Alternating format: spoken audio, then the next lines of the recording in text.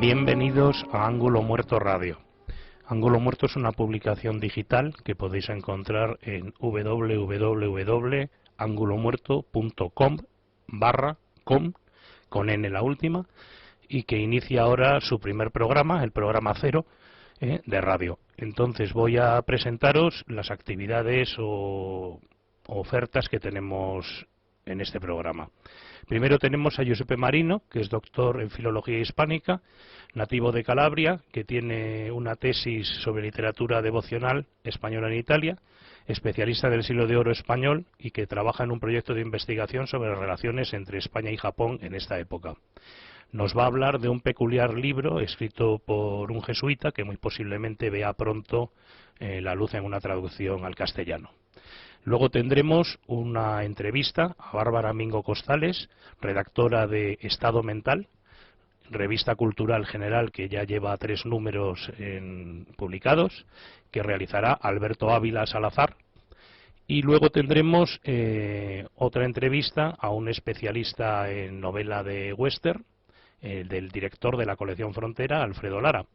En el intervalo tendremos una intervención sobre la serie True Detectives de Rubén Lardín y tendremos también una intervención sobre el siglo XVIII francés de Juan José Manjón. Y ahora doy entrada a Giuseppe Marino. Muchas gracias, Fran. Pues muy buenos días. Hoy voy a hablar del padre Alejandro, o Alessandro, como era su nombre original, Balignano, misionero que vivió entre 1539 y 1606. Pues uno de los, a mi parecer, grandes misioneros del lejano Extremo Oriente, una figura enérgica, en particular en relación a la formación del clero indígena. Sin embargo, el aporte más interesante de la metodología misionera de Balignano fue su espíritu de adaptación a las costumbres de las poblaciones indígenas. Prueba de esto es el tratado que preludio en el protocolo misionero que Balignano redactó para los misioneros de la Compañía de Jesús que vivían en Japón en el siglo XVI, a finales del siglo XVI. Es un escrito fundamental para la historia de las misiones del Japón y una herramienta para la cultura de la misionología. Desde mi punto de vista, este librito, titulado Advertencia acerca de las costumbres de los japoneses, o mejor, el ceremonial para los misioneros de Japón, es uno de los más decisivos e ingeniosos de todos los intentos de adaptación de la actividad de los misioneros de la Compañía de Jesús en Japón y en la primitiva iglesia japonesa a las costumbres de vida del mismo país. En realidad no examina el verdadero problema de la adaptación en toda su amplitud, sino estudia profundamente una cuestión de importancia capital, es decir, examina la relación entre hombre y hombre, entre el europeo y el japonés, entre lo que se define el apóstol de la fe y el pueblo al que se dirige. Este es un códice de cortesía para los misioneros y se fundaba sobre las relaciones que existían entre los sacerdotes del país, los bonzos, entre ellos y en las relaciones con los seglares. Como es notorio, tanto los bonzos que ejercían un tipo de contemplación del zen, como para los hombres, cada relación social entre las diversas clases de la sociedad en Japón fue regulada según normas fijas y un criterio de jerarquía. Pues bien, con el fin de introducir sólidamente y de forma durable los misioneros en la vida social de Japón, era necesario establecer de una vez y por grados jerárquicos de la misión los grados correspondientes. Este concepto se establece en el ceremonial según el ejemplo del Zenshu, que era aquella secta del budismo, la cual su concepción panteística de la vida quiere enseñar a través de un género de introspección y de meditación, la vía hacia la autorredención. Pues lo que me importaría subrayar no es solo su importancia para el desarrollo de la Iglesia japonesa, sino la revelación de los elementos muy interesantes desde el punto de vista histórico-cultural que el texto también conlleva. La materia de este tratado de las ceremonias proviene de las declaraciones hechas por los miembros indígenas de la orden, y fueron estas personas concretamente las que aclararon precisos detalles sobre la vida de la sociedad japonesa en el siglo XVI. Pues el texto intercala más o menos 100 palabras japonesas explicadas incluso en el margen del manuscrito, del que no me voy a detener, y que complicaron también el reconocimiento del tratado por ser también un verdadero obstáculo, ¿no?, para el lector que no entendía el japonés. Lo que me chocó de este personaje fue la enorme intuición, probablemente debido a su gran preparación de jurista, de diplomático, teólogo y también asceta.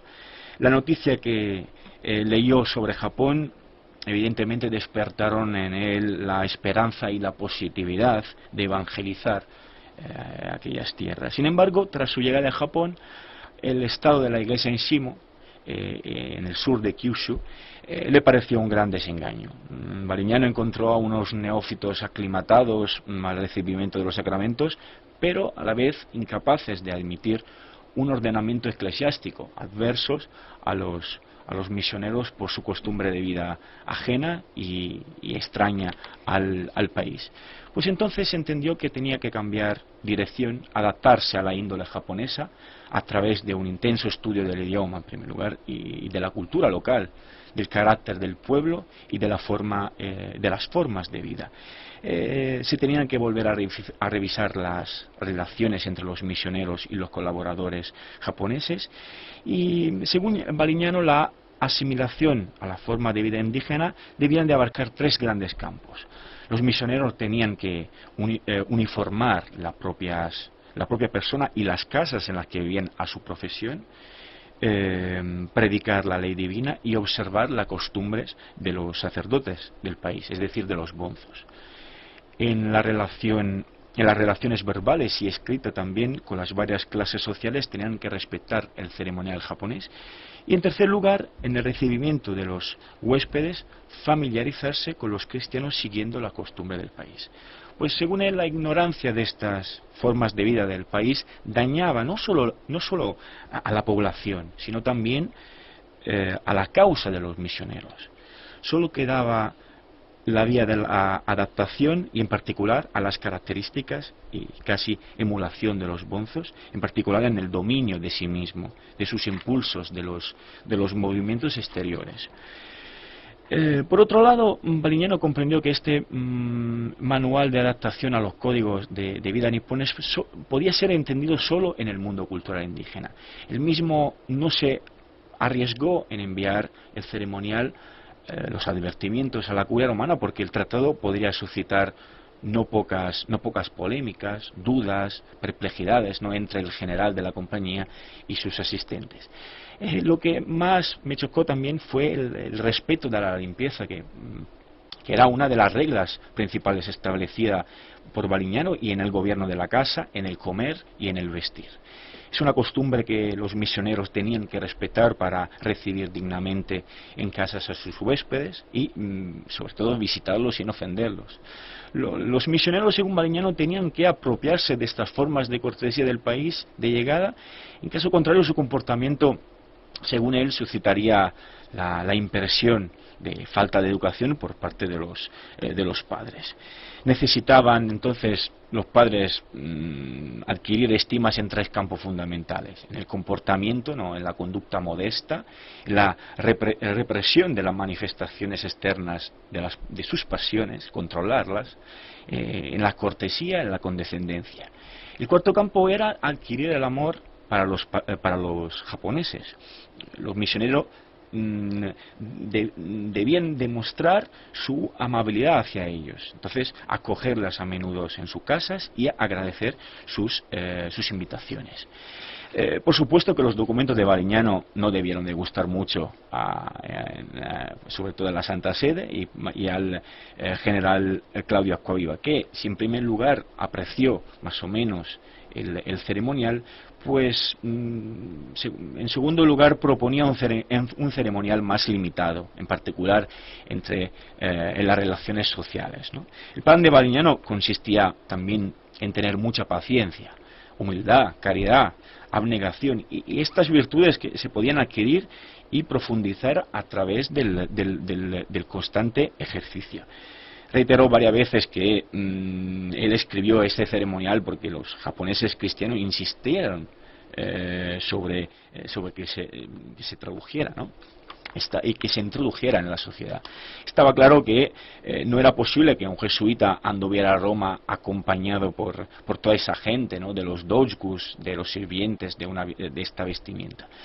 Y entonces prohibió incluso que los misioneros tuviesen cerdos o cabras que pudiesen molestar a los nipones, o vender pieles de vaca, pasear en las aldeas con el bastón en las manos, ejercer deporte y pescar con anzuelos en los ríos. O también, por ejemplo, fue mal vista el uso del noriake, ¿no? El burro usado por las clases muy bajas, ¿no? Y también limitar el uso por parte de los jesuitas del kyoshi, ¿no? Del palanquín. En realidad, a los misioneros lo que era importante era unificarse en las formas sociales japonesas y sobre todo a los laicos y a los bonzos. A tal propósito, él ilustró en el primer capítulo de este libro, que espero poder publicar, las varias dignidades y los varios grados, ¿no? Y pone este ejemplo que luego funda todo su tratado. Dice: pongamos que vengan en Europa algunas personas las cuales no tienen ningún conocimiento de nuestra cultura, y no obstante quisiéramos darle las condiciones adecuadas para saber tratar con todas las categorías sociales. Pues este será el principio, la pregunta, que luego hay que recordar que este ejemplo se hizo realidad, y a través de este ejemplo luego se engendra todo el proceso de adaptación a la catangues, como es el término portugués, a las costumbres japonesas. Pues concluyendo esta intervención, pues el tratado de la ceremonia fue redactado en una noche y un día, es decir, con mucha prisa. Baliñano no concebió la asimilación al ceremonial japonés como un simple acompañamiento y enriquecimiento, ¿no? De personas que tenían que estar alrededor de los padres. Resultó entonces fundamental el respeto de la gradación según los rangos de las personas, la necesidad y el decoro religioso, no la pompa y la vanidad. Observar la jerarquía social constituyó entonces el punto, como decir, más importante de su asimilación. A mi modo de ver, el ceremonial es el primer intento de adaptación de los occidentales en Japón, incluso podría ser de todo Oriente, y el ceremonial es un breve escrito práctico de iniciación a la adaptación consciente a la vida social y dirigido a todos los grados jerárquicos de la misión. El fin principal era el de evitar faltas desagradables que hasta entonces disminuyeron las consideraciones de la Iglesia en la Tierra del Sol naciente, pero esta advertencia en realidad tenían como objetivo central el de alcanzar entre los japoneses una polaridad equilibrada entre estima, autoridad y respeto. Creo que es el equilibrio que Baliñano deseó encontrar, el concepto genial de este autor. En el fondo fue un buen conocedor del ser humano, pese a la religión o algunos conceptos de la misma compañía en el que estaba, por supuesto, involucrado. Terminando con este escrito, Baliñano nos recuerda que en el fondo cada forma de relación personal con los hombres de todas las razas necesita acoger la otra cultura si no se quiere alejar a los hombres por culpa de descortesía u otras cosas similares. Pues muchas gracias por vuestra atención.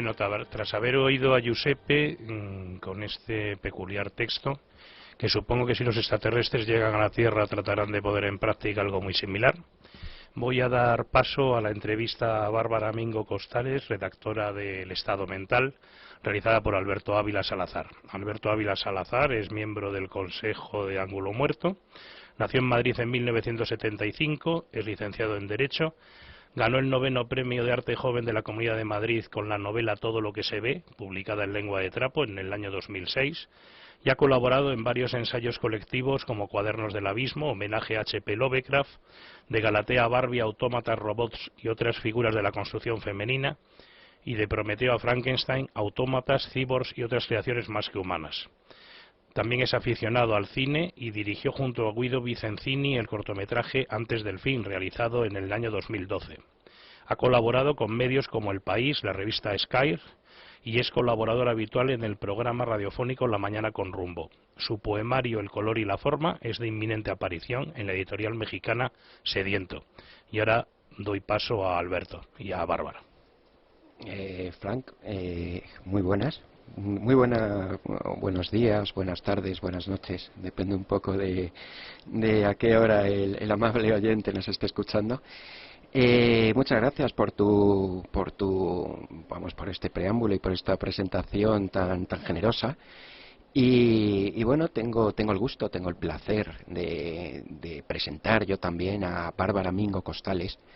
Y bueno, Bárbara Mingo ha trabajado en el cine como traductora, como redactora de pies de foto, entre muchas otras cosas.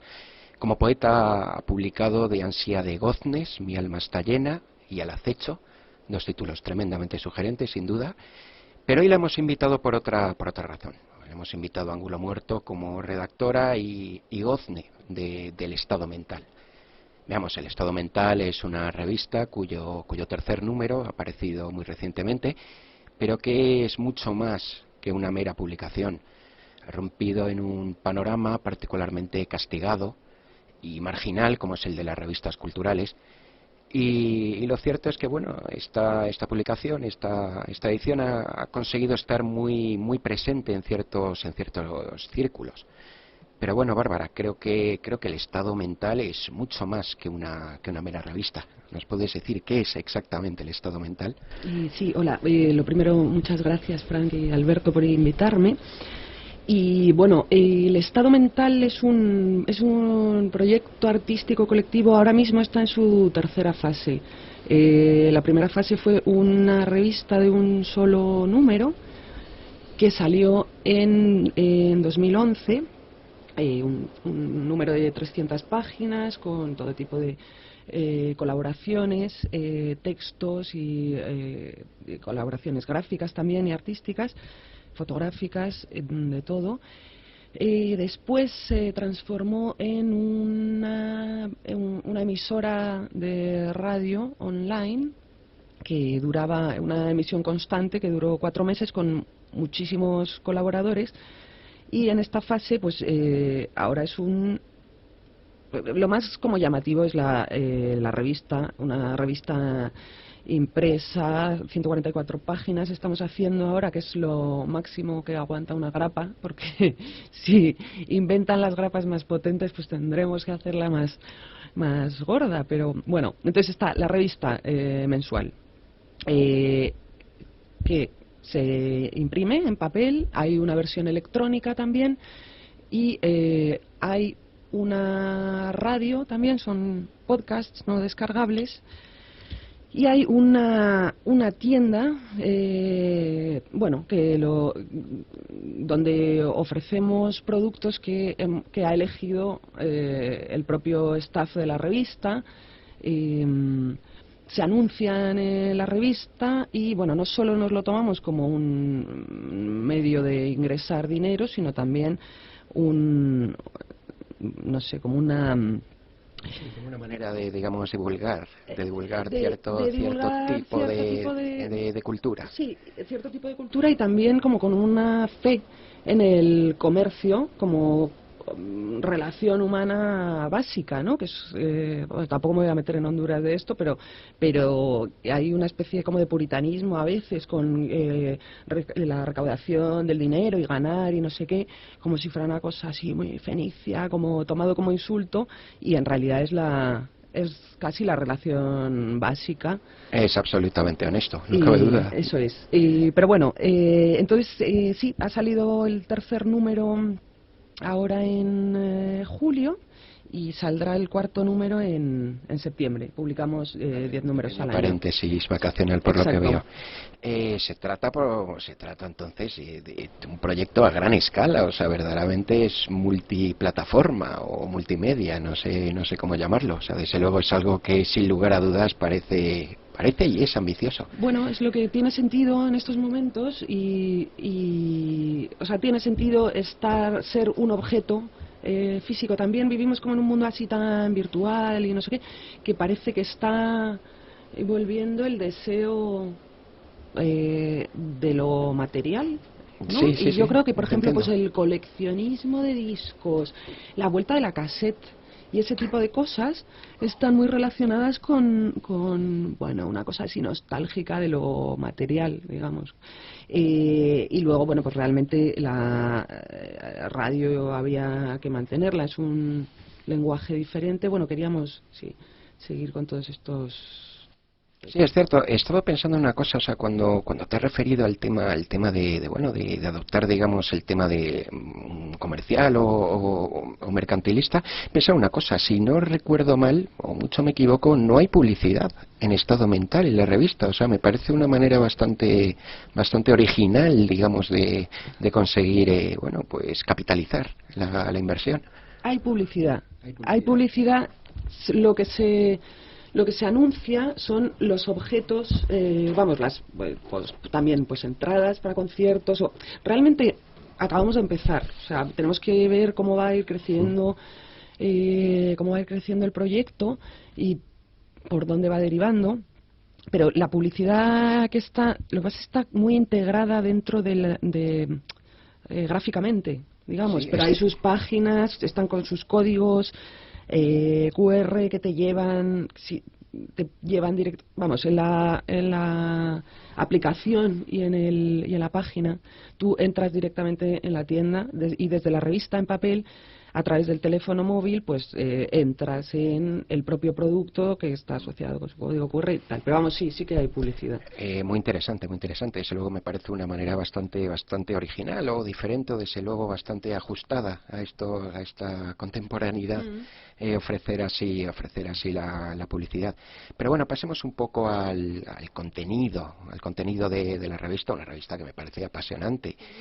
Y lo cierto es que es un proyecto que combina firmas muy conocidas, y bueno, cito un poco a Abuela Pluma, gente como Rodrigo Fresán, a Enrique Vilamatas, a Juan Marsé o Álvaro Pombo, o sea, auténticos pesos pesados, casi popes de nuestra cultura, con otras firmas más recónditas. Es un signo de identidad de la revista, esta apertura de miras.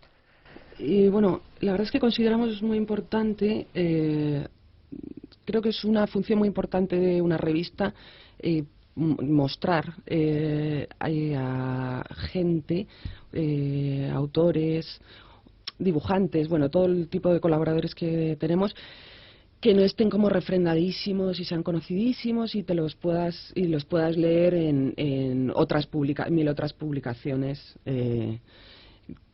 Bueno, pues, o sea, que precisamente, bueno, los que has nombrado efectivamente siempre son buenos, pero lo verdaderamente interesante, yo creo, de una revista es combinar este tipo de autores con gente que está empezando, etcétera. Luego otra cosa, estos autores que has citado y otros, lo que nos interesa de ellos realmente es que escriban algo que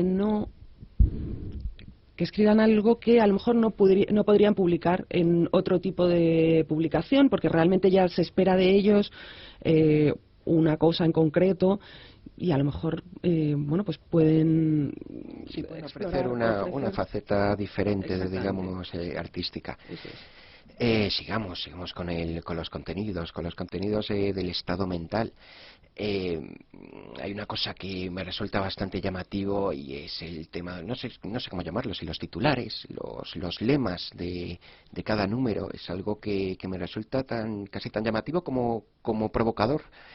El de cada uno. Se observa que hay un esfuerzo, digamos, muy consciente en darle un hilo conductor a cada uno de los episodios. Y bueno, ¿te parece si lo repasamos? Ujú. De hecho, mira, antes incluso de entrar en los lemas, creo que podría ser interesante repasar o digamos, saber si me puedes contar qué significa el estado mental, incluso el propio nombre de esta plataforma multimedia me parece tan intrigante. Y bueno, el estado mental es lo más importante, ¿no? Me refiero a la situación. Es como una actualización, a lo mejor, todo depende del color del cristal con que se mira. Entonces, bueno, cada uno debe trabajarse el estado mental al que aspire o que desee, porque así es como vas a comprender el mundo y comunicárselo a los demás.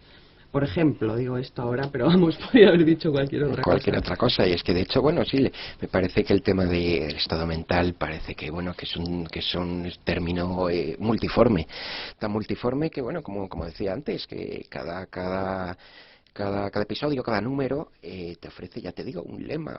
¿Tú, por ejemplo, lo entiendes como en sentido anímico o en sentido político, digamos, geográfico? Yo entiendo las dos cosas, sinceramente, o sea, por un lado, bueno, sí, todos tenemos estados mentales, o sea, estados mentales de los cuales no somos dueños o nos gustaría ser más dueños, pero por otro lado también entiendo que ese estado mental puede ser como un lugar geográfico, imaginario, mental, precisamente, una manera a lo mejor de enfrentarse a la realidad, a lo que nos rodea. Y bueno, de hecho es una de las cosas una de las muchas cosas que me parecen interesantes de esta revista. Pero bueno, como decía antes, porque bueno, no me gustaría desviarme básicamente de la entrevista. Lo cierto es que, si te parece, podemos entrar en este mundo tan evanescente como es el estado efectivamente de la metáfora. Porque tenemos un primer número que aparece, digamos, bajo el lema de "Otro mundo es imposible". ¿Qué significa que este otro mundo es imposible? Bueno, ¿qué significaba otro mundo es posible también, ¿no? Un lema que ha estado, vamos, que se ha usado muchísimo en los últimos 3 años y realmente ya, bueno, no sé si ha mantenido su sentido. ¿Qué significa para ti? Te voy a devolver la pelota. Me devuelves la pregunta. Me encanta que bueno, que el entrevistador se convierta en entrevistado, por supuesto. Otro mundo es imposible. Pues me parece que hay un desencanto, pero un desencanto irónico. Es cierto que tanto hablar de otro mundo es posible nos ha llevado, digamos, a cierta, digamos, vivir como en un desencanto, como vivir en una fantasía. O sea, esa concepción de otro mundo es imposible me parece muy interesante como concepto, porque básicamente es mi impresión, no sé, Bárbara, lo que tú puedas opinar, pero vamos, creo que plantear que otro mundo es imposible permite verdaderamente ir escalando, o sea, o trabajar en ir este trabajar, mundo. O sea, que efectivamente. también depende un poco de la segunda mitad de la frase, que es ausente, y ya pues está al albur de cada mente, ¿no? Otro mundo es imposible, a mí no me parece una cosa muy como desesperanzada, sí, porque en realidad este mundo está bastante bien. Sí, pues bueno, hay muchas cosas que reparar, por supuesto, Sí. pero y desde luego estamos en ellos, y sin lugar a dudas el estado mental hace su labor. Pasemos al número 2. Al número 2 porque bueno, tiene un lema no menos provocativo, que es la ira de los frustrados. Claro, hay que ver, yo creo, los lemas también en combinación con las propias portadas y con el interior con el contenido de cada número. Y bueno, el número 2, hombre, procuramos que nuestros temas pues no sean, a lo mejor, o no reciban el mismo tratamiento que que en una prensa más convencional o más asentada, que al final acabas como cayendo en una inercia. Lo que procuramos es dar un tratamiento no tan convencional o que los temas que tratamos no sean convencionales, no así por el gusto de patar, sino porque llega un punto que mirando las cosas siempre desde el mismo punto de vista, pues acabas por desgastar la capacidad de comprensión, ¿no? Y entonces, bueno, pues La ira de los frustrados tiene un tono de amenaza y tiene un aviso de que, bueno, de que dentro te vas a encontrar cosas que a lo mejor no suelen aparecer. No suelen aparecer como ciertos planteamientos, y ya llegamos al tercer número, que es post-todo, que esto sí que me parece verdaderamente intrigante. ¿Cuál es el post-todo del número 3? Pues ¿Qué hay después del todo? Hombre, vivimos como en una época que, vamos, y también, insisto, desde hace años, que hay un aire como apocalíptico general y muchas cosas se han ido acabando. Y bueno, de entrada y como lo más llamativo y simbólico, a lo mejor, que además es una de las funciones de la monarquía, tiene una función simbólica, y la abdicación del rey, bueno, pues eso es un post como un piano, vamos. Y luego ha habido otra serie de... Porque también se trata como el éxito de Podemos en las elecciones europeas, no sé qué, un panorama nuevo que, bueno, no se sabe en qué va a acabar la cosa, pero realmente eso, sobre todo lo del rey, yo creo, resume una situación en la que estamos ya después. Y entonces parecía que iba a haber, o sea, una debacle que lleva anunciándose mucho tiempo, y estamos esperando como el momento de verdad, el derrumbe apocalíptico, el desplome, y yo creo que ha sido una cosa como más lenta. No sé si va a haber un derrumbe o ya se ha derrumbado la cosa. Estamos ya al otro lado de lo que estábamos esperando. Al otro lado de la frontera. Lo cierto es que, bueno, no cabe la menor duda de que se trata de una revista con una vocación verdaderamente provocativa, contestataria, y que nos hace replantearnos muchas cosas. Otro aspecto llamativo, es una pena que esto sea radio y que no podamos mostrar páginas en la revista, pero bueno, otro aspecto llamativo es la presencia menor de la fotografía en la portada, cuando el interior es bastante seductor a un nivel gráfico. O sea, creo que, bueno, a pesar de todo, teniendo mucha importancia a la imagen, pero parece que la letra, que la comunicación parece mucho más básica, mucho más fundamental. O sea, desde luego es una revista que yo creo que está absolutamente en las antípodas del Hola o de cualquier otro tipo de revista que, bueno, que prima más la imagen o la fotografía. Sí, pero tampoco es la intención, o sea, sí tenemos la intención, vamos, gráficamente está muy cuidada. Las fotografías es que realmente llevamos 3 números, o sea, tampoco podemos saber cómo va a acabar la cosa y tal. La portada es el índice. O sea, el índice de la revista está en la portada, está formada como por módulos, y luego la imagen efectivamente no ocupa todo el espacio. Hay una imagen principal siempre que ocupa bastante poco espacio, pero procuramos que sea contundente en sí. Y luego hay un par de ilustraciones pequeñitas que remiten como al interior, a los contenidos. Pero vamos, yo creo que gráficamente es bastante poderosa, o sea, es una revista que se ve bastante bien en los kioscos, una portada blanca con muchas letras, modular, y luego también el interior, pues procuramos que tenga bastante peso. O sea, no la imagen como despampanante en sí, para que te quedas atontado, porque es todo ahí a toda página sangre, pero estamos muy interesados en como los trabajos visuales también, y queremos que salga mucho y no, o sea, no es como lo principal para nosotros el contenido verbal. No necesariamente, vamos, o sea, que concedemos la misma importancia a lo verbal y a lo visual. Se está celebrando el 40 aniversario de la mítica Ajo Blanco. Claro, es muy difícil no pensar en la revista Ajo Blanco teniendo entre las manos el estado mental. Y bueno, también es difícil no tener presente otras publicaciones como La Luna de Madrid, de la cual fue director Borja Casani, que también es editor ejecutivo del Estado Mental. ¿Crees que del mismo modo que aquellas revistas fueron signo y emblema de una era, el Estado Mental podrá ser también el signo de esta? Bueno, yo creo que son tiempos muy diferentes. También, o sea, ahora está todo como más atomizado, a la vez es todo muy accesible, ¿no? O sea, que puedes leerte online revistas y que te enteras de lo que pasa en cualquier sitio y vamos, y no hay que esperar a que lleguen las cosas, y es todo mucho más rápido y más atomizado, pero a la vez sí creo que está bien que haya un aglutinador de una serie de cosas que sean intereses que comparta gente muy dispar, ¿no? También la revista, por lo que estamos viendo, la está leyendo gente muy diferente entre sí, que es que a mí me parece un síntoma buenísimo, ¿no? Y bueno, no sé, a ver cómo va yendo la cosa. Sí, al final, luego, quiero decir que aunque tengas como muchísimo éxito, estas revistas son cosas muy limitadas, ¿no? Pues no va a ser Lola nunca, sí, evidentemente. pero bueno. Con todos respetos para Lola, Hombre, que bueno, que todo tiene su momento.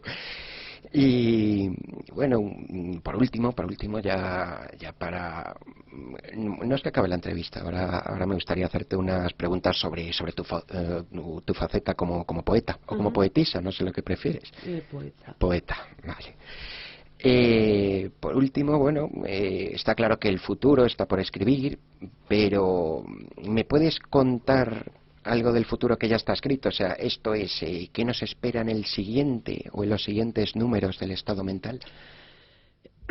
La verdad es que trabajamos muy sobre la marcha y muy al día. Entonces hay temas,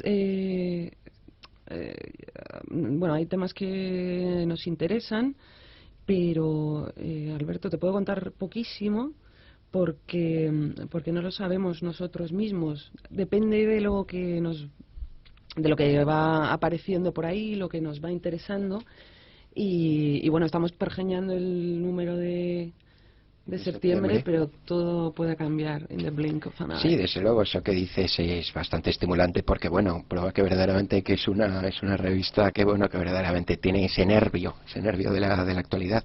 Y bueno, como anunciaba antes y como he dicho al presentarte, tienes dos magníficos poemarios. Tienes por un lado De ansia de Goznes, Mi alma está llena, y Al acecho.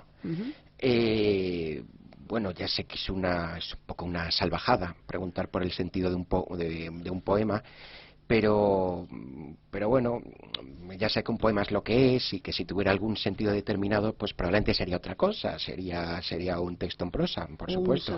O un sermón. ¿Nos puedes decir qué hay detrás de Al acecho, que es un poemario que salió hace muy poquito, a finales de 2013, si no recuerdo mal? Sí, bueno, es un poema largo y bastante narrativo,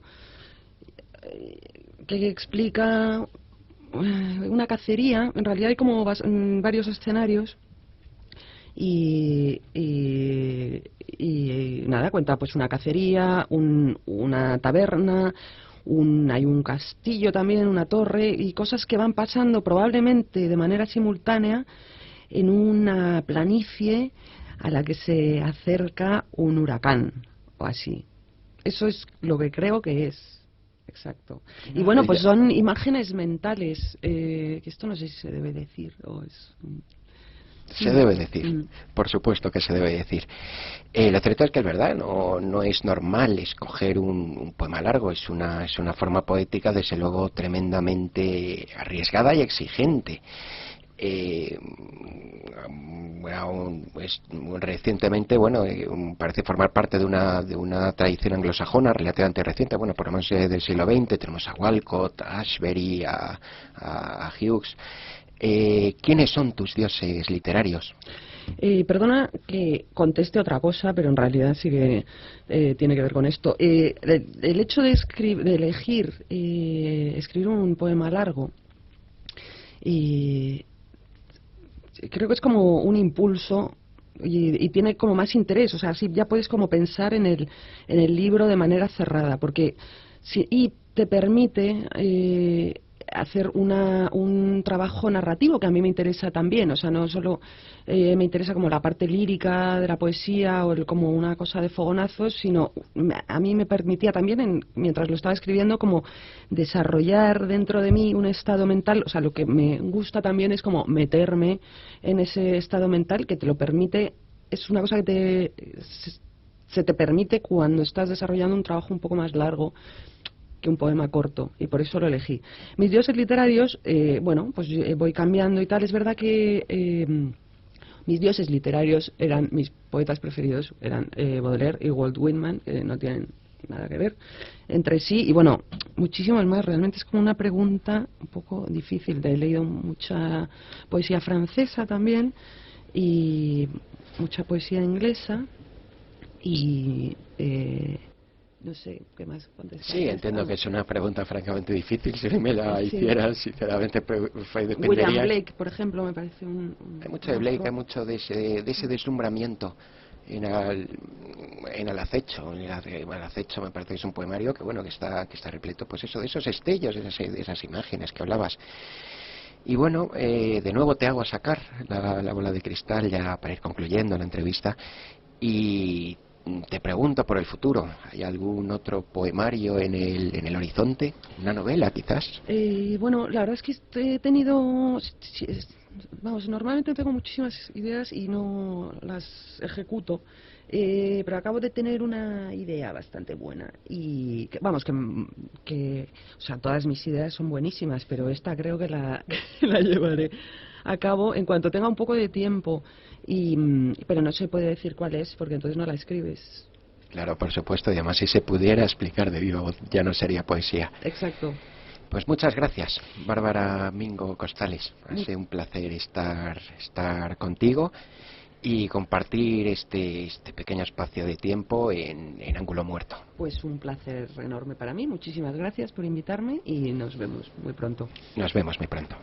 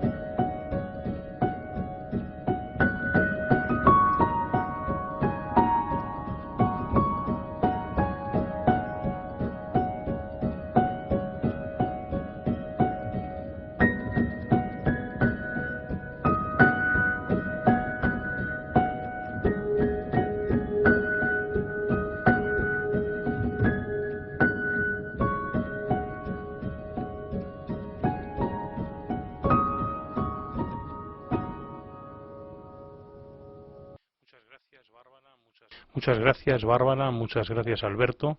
Ahora pasamos al turno de preguntas de gente que hay en el estudio.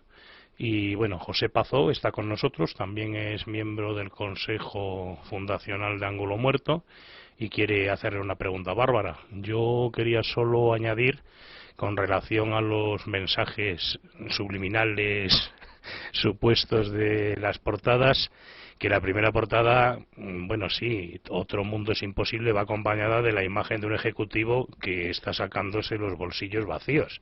Es decir, que no tiene por qué tener la interpretación de que vivimos en el mejor de los mundos posibles. Yo entiendo que es el punto de vista, un punto de vista de alguien o de un grupo que digamos que queda reflejado. Como en este último, que es Post Todo, pues vemos un adolescente que está metido en un coche y que, bueno, pues está tumbado tranquilamente, bueno, todo lo tranquilamente que se puede estar tumbado en esa posición, y que está en medio de una naturaleza a la que hace un gesto, pues como de, bueno, pues de que todo le importa un pepino.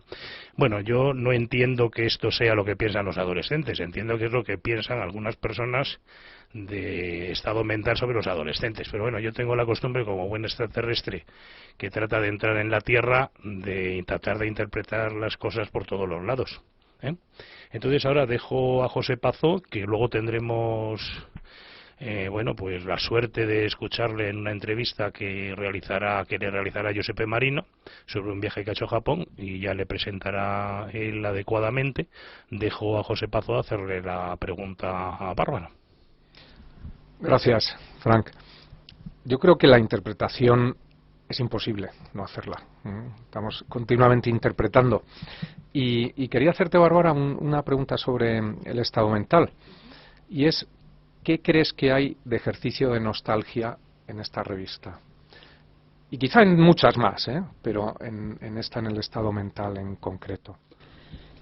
Hola, José. Gracias por la pregunta, que es bastante interesante, porque precisamente procuramos no ser muy nostálgicos, y nuestro interés auténtico es el futuro, o el presente entendido como el sitio donde se construye el futuro. ¿Te parece una...? Hombre, es imposible no remitirnos en cualquier cosa que hagamos, cualquier persona en cualquier ámbito, un poco al pasado, pero vamos, nuestro impulso fundamental es el futuro. Si todavía no lo hemos conseguido del todo, es que estamos en ello. No, yo fíjate que creo que el peso de la transición es tremendo, y de la movida, ¿no? Que en España parece un poco que las vanguardias se han anclado en esta época, y es muy difícil salirse de ella. Y yo hay cosas en la revista, confieso, que sí me recuerdan a publicaciones de esa época, no solo nombres propios, que los hay, claro, sino un poco el tono general. O sea, aquí este se llama post-todo, ¿no? Pero parece que el post-todo aquí siempre nos vuelve a remitir una vez y otra vez a la movida, una y otra vez a lo que ocurrió entonces, y a los sobre todo a las sensaciones, al estado mental aquel, ¿no?, tan particular. Sí, hombre, efectivamente, pues o sea, el editor de la revista ha estado fundando y trabajando en revistas desde los años 80, y siendo perdón, estoy dando unos golpes aquí en la mesa, y es una figura fundamental, ¿no?, de ese momento. Pero realmente, ¿en qué se puede parecer este momento a los primeros 80? Pues quizá a pues a que han desaparecido 40 o 30 y tantos años de un sistema concreto que se ha aprovechado lo que se ha podido aprovechar, y ahora es un mundo quizá nuevo, bueno, todo lo nuevo que puede ser un mundo. Y luego, pues sí, algunos de los colaboradores pues son gente que lleva 30 años, que pertenece a ese mundo o no, pero realmente nuestra intención es como mezclar, bueno, todo el que esté interesado en participar en la revista, que es bastante, pues bueno, es un proyecto muy abierto, muy participativo, el staff es muy pequeño y es más de colaboraciones sin secciones fijas y tal, y entonces, bueno, también se trata como de promover, pues no sé si una nueva movida, promover bueno, echar a rodar otra vez pues no sé, nuevas formas de ver el mundo. Sí, nuestro plan no es ser nostálgicos. Gracias. Gracias. Muchas gracias, Bárbara. Yo creo que el futuro es la administración de la muerte, y por lo tanto, pues el estado mental es muy parecido al estado de Bardo. Bueno, pues ahora vamos a pasar a oír a Rubén Lardín. Frank, amigo mío, ¿cómo estás? Oye, que hemos quedado en que te enviaba una pieza para tu programa de radio, y aquí estamos. No sé, he estado pensando y no sé de qué hablar. No sé qué hacer, y entonces pues lo que he hecho ha sido ponerme una serie de la tele, que es pues lo que se hace, ¿no? Cuando uno no sabe qué hacer, pues se pone a mirar series. Y ya, pues oye, pasa el rato, es como el sudoku de hoy en día. Y luego además encima puedes comentarlo con con los compañeros. Yo las series creo que es un poco un formato para oficinistas. No es que tenga nada en contra de los oficinistas, pero bueno, tampoco tengo nada a favor. La verdad es que, joder, yo creo que es un formato demasiado siempre muy previsible, el que se le ve todo el rato la ingeniería. A veces está bien ese entregarse a ese abandono, pero a mí me suele angustiar mucho, ¿no? El saber que tengo que hipotecar ahí un tiempo para llegar a ninguna parte y la experiencia casi nunca me ha llenado lo suficiente como para ver una serie entera de estas que hacen hoy en día tan serias, ¿no? Pero bueno, como es verano, estoy aquí con la tensión baja y no sé qué hacer, pues me he puesto esta de True Detective, que me habían dicho que es un arco completo y que no era demasiado tiempo el que había que dedicarle, no eran 8 capítulos nada más. La serie me atraía de entrada por no sé qué razón, algo debo haber leído o algo me habrá comentado alguien que me daba buen rollo y al final me he puesto a verla. Y sí, es una serie gótica, gótico de toda la vida, ¿no? De pasado irresuelto y de presente atormentado. Presente atormentado en parte por la normalidad, ¿no? Por el horror de la normalidad. Eso sí que está bastante bien contado y bien expuesto en la serie. Pero tiene ese problema que te digo, que es una serie dialéctica, pero sobre todo es demasiado seria. Es que claro, las series de ahora son como la serie B de toda la vida, incluso la serie más sofisticada de ahora es una serie B de toda la puta vida, pero despojada de cualquier destello de azar que podía haberse infiltrado aquí o allá, ¿no? Que es lo que hacía encantador a la serie B. Esto está tan sobreelaborado, tan sobreescrito todo, tan trabajado al milímetro, desde el texto a la producción, que es que no hay ni rastro de azar aquí, ¿no? No sé, luego no contiene humor, que esto es un mal también muy extendido del que hablamos mucho últimamente. No hay humor, no hay humor. Y no hablo de que no haya chistes, me refiero a... Cuando digo que no hay humor me refiero a esa manía de imprimir de una gravedad desmedida a todas las cosas, ¿no? Que hostia, no me jodas, somos una generación de gilipollas, ¿qué es esto? O sea, esos filtros ahí en el crepúsculo, vale ya, que no nos podemos tomar tan en serio. No sé, bueno, yo la verdad es que la estuve viendo y me estoy quejando ahora, pero bueno, la estuve viendo con cierto interés, o al menos entretenido.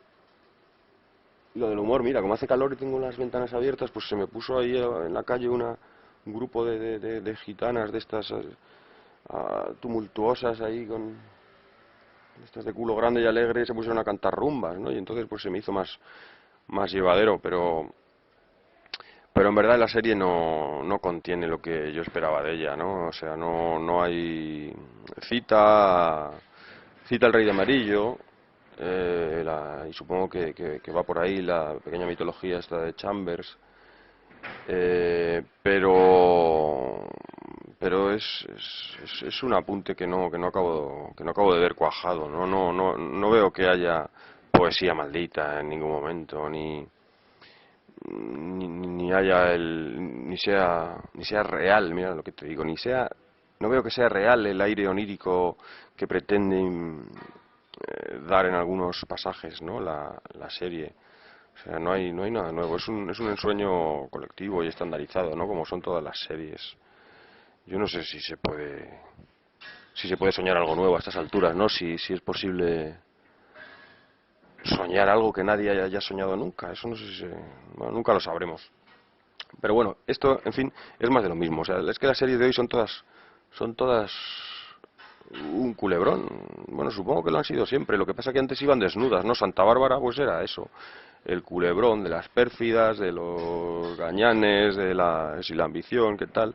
Hoy en día lo visten un poquito de otra cosa, pero es lo mismo. O sea, supongo que el rollo Juego de Tronos era lo más obvio, ¿no? Con sus intrigas palaciegas y sus tal, pero todas las demás es que son exactamente eso, nada más. O sea, es una demora ahí en los personajes que es un aburrimiento, tío, porque los personajes ya los tengo yo aquí en la vida y no sé. Pido perdón, porque sé que esto es, joder, es que las series, coño, son el cine de hoy en día.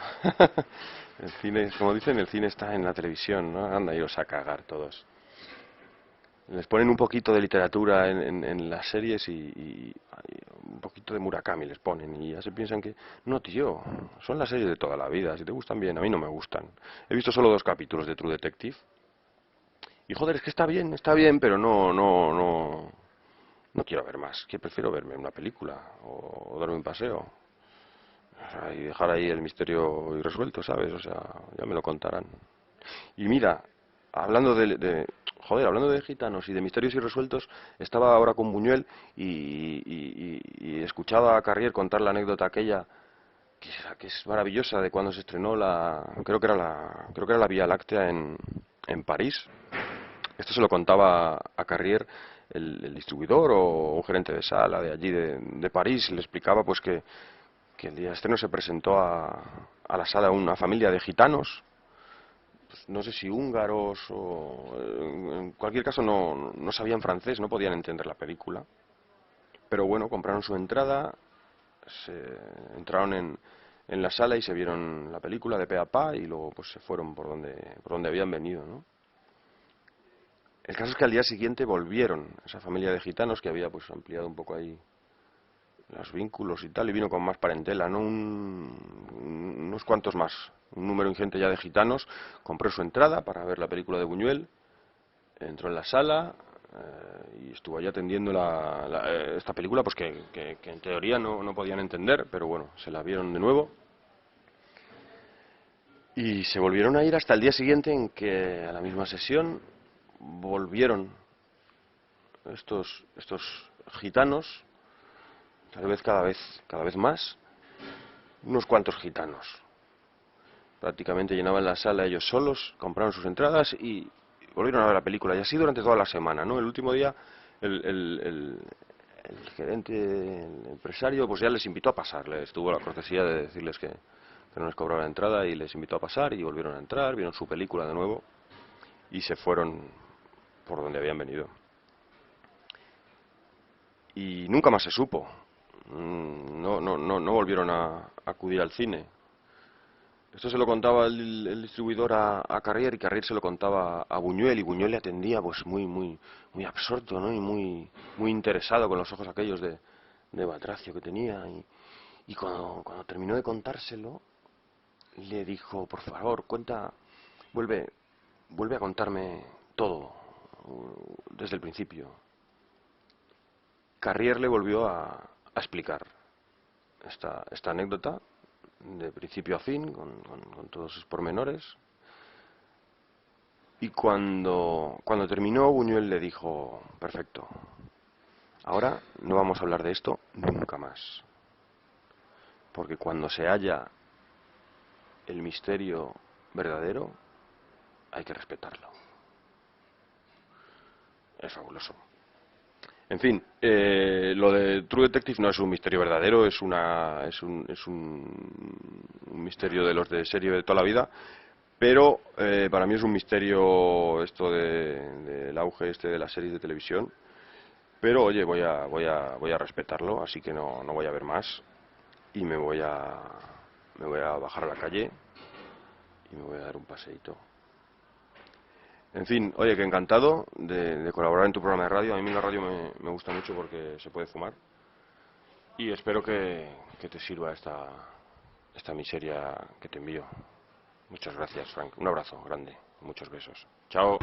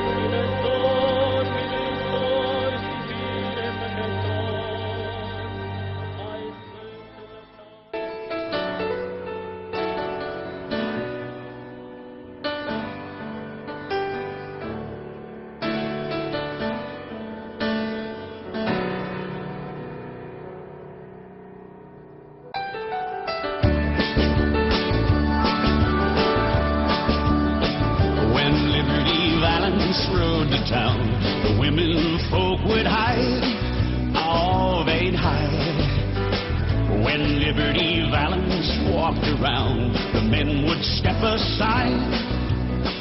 'Cause the point of the gun was the only law that Liberty understood. When it came to shooting the straight and fast, he was mighty good.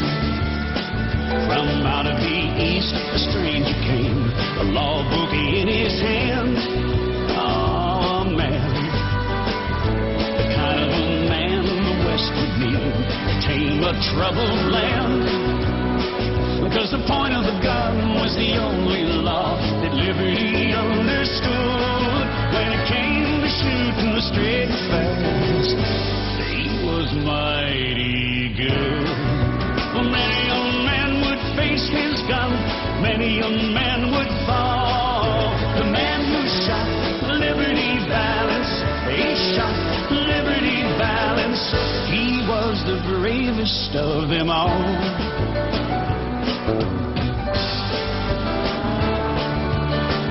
The love of a girl can make a man stay on when he should go.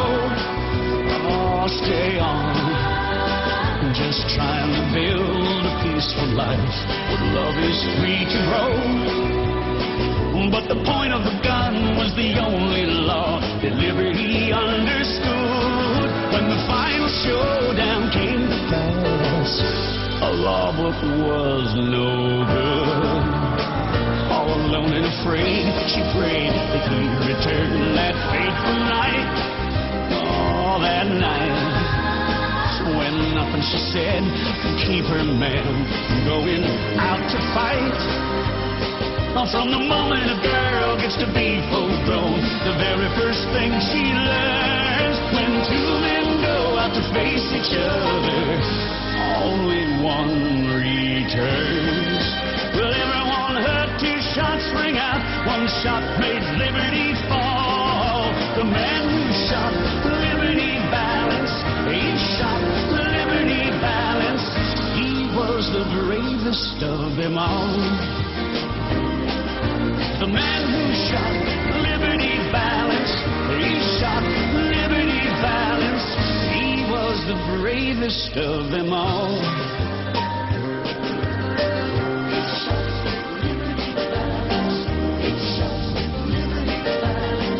He was the bravest of them all. He was the bravest of them all. He was the bravest of them all. He was the bravest of them all. Buenas tardes, noches, días, noche antártica, en la que el sol no llega a salir nunca, pero tampoco se desvanece. Vamos a hablar con Alfredo Lara sobre el western. Alfredo Lara es una de las personas que más sabe de novela de aventuras, de novela histórica, y además dirige la colección de western de Valdemar, Frontera, que ha iniciado su andadura, y vamos a comentar un poco, a la luz de estos 7 títulos que han salido, una serie de temas relacionados con este género que parece que se resiste a morir. Pues quería preguntarte lo primero de todo sobre los orígenes del western. Parece ser que surge de la novela histórica, pero ¿cuándo comienza a afianzar sus arquetipos y sus tópicos? Hola, buenas tardes, noches. Todo eso que se dice normalmente suele venir a continuación una frase que dice táchese lo que no proceda. Vamos, en este caso, táchese lo que no proceda. Y ahora te comento lo que me preguntas, pero primero que nada señalar que la versión de Liberty Valance que ha sonado era absolutamente encantadora. Ya he oído 4 o 5, recuerdo la primera de los años 60 de un grupo que se llamaba los Royal Guardsmen, que es la primera que oí. Es un título muy apropiado pues porque enlaza una de las películas más famosas de western con uno de los relatos también de más nivel que yo he leído respecto al western y que además salió publicado en el número 1 de la colección Frontera. Y vamos, esta versión no la había oído y me parece totalmente ajustada. Y en cuanto a cómo surge el western o cuándo surge el western, pues posiblemente sea una mezcla de novela histórica y de novela de aventuras. Quizá el primer hito dentro de la novela western que se suele citar es El último mohicano, pero de Fenimore Cooper, que es de 1820 y pico, pero quizá el primer momento realmente, o antes del Último Mohicano, hubo otra novela de este mismo autor que se llamaba Los Pioneros, si no recuerdo mal, que era de 1823, y entonces realmente las figuras del western y la literatura western, o en este caso casi proto-western, están muy cercanos en el tiempo a los acontecimientos que relatan. Si El Último Mohicano o Los Pioneros es de 1823, está refiriéndose a acontecimientos como la Guerra de los 7 Años, que tienen lugar en el 1750 y algo, o sea, unos 70 años antes. Y luego esas distancias entre los arquetipos del western y cuando se escriben o cuando tienen lugar se va alejando un poco de la novela histórica, porque casi coinciden en el tiempo. Por ejemplo, hay una de las novelas que he leído últimamente, que era de Frank Gruber, es un buen escritor de policíaco y un buen escritor de western, y tiene una novela que creo que se llama The Highwayman, si no recuerdo mal, El Atracador se llamaría, o algo así, o El Salteador en español.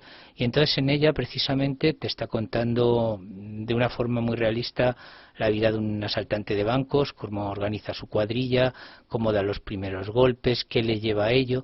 Y precisamente uno de los personajes que aparece en la novela es un tal Ned Bantley, que existió realmente y que era un escritor de dime novel, de novela popular allá en el este, y que venía al oeste a documentarse para luego lo que iba a escribir en el este. Entonces son esencialmente sincrónicos, y este escritor de novela popular, el Ned Bantley, que es dime novel, es el equivalente allí a lo que aquí se llamaba folletín, pues realmente está en el mismo escenario sobre el que está escribiendo, y se cuenta como anécdota real, no solo en esta novela, que este Ned Bantley le regaló un Colt diseñado especialmente a Bat Masterson y otro a Wyatt Earp, o sea que estaba interrelacionado el mundillo literario con el mundillo de lo que estaba narrando.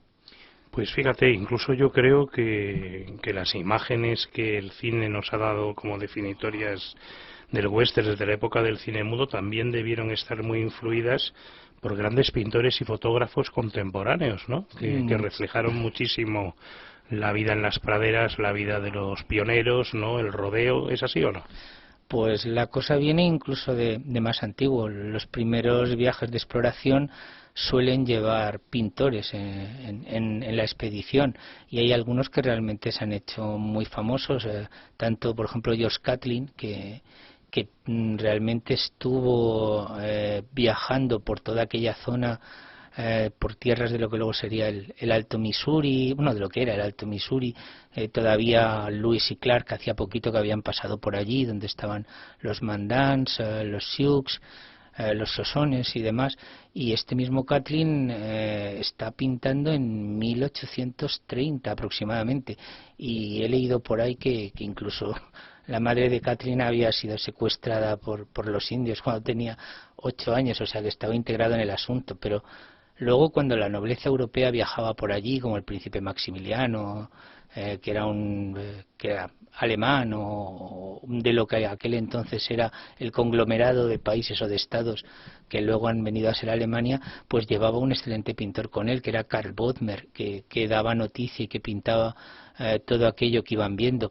Y luego también pintores clasiquísimos en western como Remington, pues era un dibujante y pintor de periódico al que el Harper's lanza a acompañar a Crook en la campaña contra Jerónimo. Entonces él va pintando y va tomando sketch de las operaciones militares. Aparte de eso, él mismo dejó escrito un libro que se llama Por Caminos de Herradura, donde contaba buena parte de sus experiencias en el ambiente western que él reflejaba.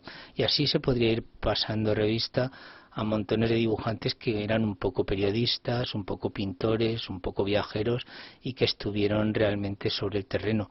Luego también hubo algún gran fotógrafo como Curtis, que llega ya, la fotografía surge más tarde, y lógicamente Curtis está fotografiando allá por 1890, 1900 y pico, y es de los que realmente han dejado también muchos retratos, sobre todo, no en ese caso sketch de acción como si dejaban los otros personas o los otros artistas a los que hemos mencionado antes, pero sí en cuanto a posados, a imágenes, a paisajes, a tipis, a utillaje, es de los realmente importantes, también en cuanto a documentación de toda una época que en aquel momento ya empezaba a desaparecer.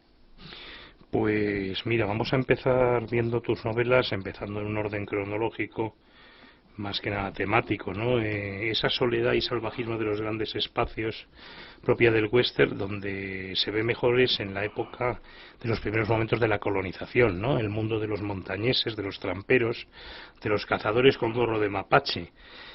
Antes de que llegaran luego digamos los colonos, con las familias, con las carretas, con las ovejas, con las vacas, con los salones, con lo que se llama civilización y que da ganas de vomitar. El piano, incluso. no te olvides del piano, en todas las películas se acaban trasladando un piano. Un piano y lo que lleva consigo, que es la señora que lo toca.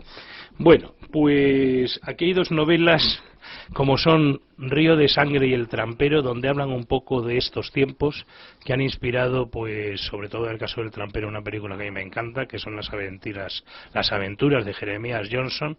Háblanos un poco de estas dos novelas y de este momento del western, que veo que a ti te gusta especialmente. Sí, realmente dentro del western hay escenarios, hay épocas, hay temas, y entre los escenarios, épocas y temas que pueblan el universo literario y cinematográfico o del cómic, incluso del western, siempre uno tiene sus preferencias. Una de las mías y más claras ha sido la época de los pioneros, de los cazadores de pieles, realmente de lo que en principio se consideraba más claramente la frontera. Es cuando los blancos son una minoría, intentan instalarse en zonas donde la población es mayoritaria india, y los recursos, pues recordando lo que me tocaba estudiar en geografía e historia, digamos que están cerca del sector primario, es decir, caza de pieles, realmente intercambio, viajes de exploración, muy poquita industria, muy poquita ganadería.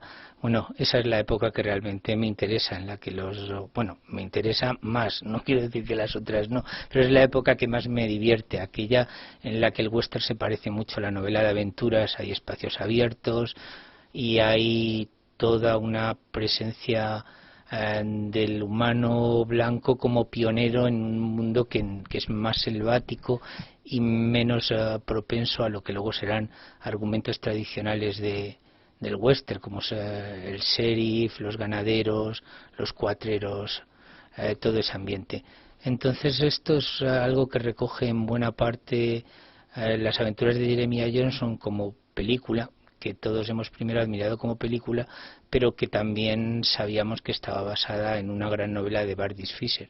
Bardis Fisher es una mezcla entre novelista de western o historiador, y más cerca de la parte histórica que de la parte de creador, de autor de bestseller. Realmente es más un novelista académico. Entonces, la novela en la que plantea las aventuras de Jeremiah Johnson, que es la que nosotros hemos editado como El Trampero, era parte de un proyecto para narrar cómo fueron los primeros tiempos de la colonización, en la cual se sucederían unas cuantas novelas. Es la que elegimos en segundo lugar para la colección, y personalmente le tenía muchas ganas a esta novela.